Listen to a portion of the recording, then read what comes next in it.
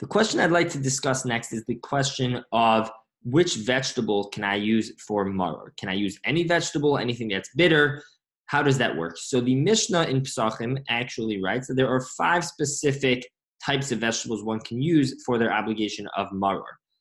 Amongst those vegetables, one of them listed, the first one listed, is what is called chazeres. The Gemara describes chazeres and translates chazeres as chasa, which we refer to as lettuce. So that's why there is such a strong practice oftentimes to use lettuce in particular, because that seems to be clearly one of the types mentioned in the Mishnah. So much so that that is what the Shulchan Aruch writes is the preferred custom, that if one is able to, one should actually use lettuce. Some used iceberg, of Aaron Cutler's reported to have used iceberg lettuce. However, most do assume that romaine lettuce would be more ideal. The Yerushalmi asks a question that is relevant to lettuce, which is, I don't understand, the whole point of maror is to feel the bitterness. Is lettuce so bitter?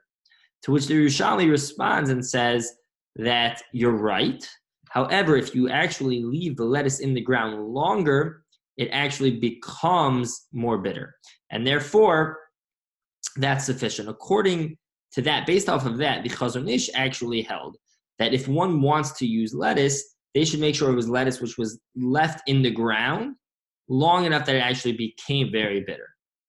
To use it when it was taken out before that would not fulfill your obligation according to Chazon Ish. However, most poskim did not agree with Chazon Ish, and most assume that the fact that the lettuce has the ability to become so bitter, that is enough, knowing when we eat it that it's something that could become bitter. And the Mishnah Berurah actually explains that that's the reason why lettuce is preferred, because that is the same model of the slavery that the Jews had in Egypt, that it started out a little bit more mild.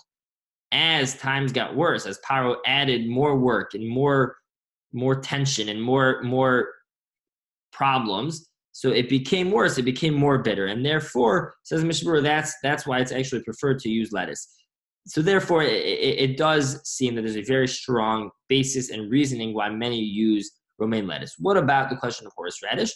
So horseradish as well, they used for many years, many years have been using the horseradish, and therefore there's certainly basis to rely upon if one has a minhag to do so.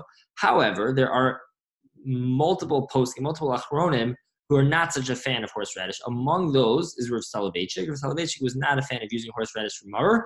The main claim against it is that it is not so clear if that was really one of the 5 listed in the Mishnah, and therefore it's more questionable, even though it is more bitter undoubtedly, and therefore some may think that it's better, some may prefer to use it for that reason. Again, there's basis for that, and one who has a strong family minhag to do so certainly can continue, but it does seem that most poskim assume, without a strong family minhag otherwise, the other way that romaine lettuce in particular would be preferred. One point to point out, the Mishnah Berurah points out, is that this is all true, assuming that one can avoid the issue of bugs. One can check the lettuce or get pre-checked lettuce and reliable hashgacha, something of the like.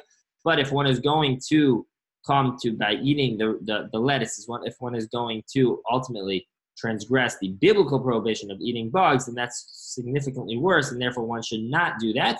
But avoiding that issue, it does seem that would be preferable, though both do seem like viable options. Have a great day.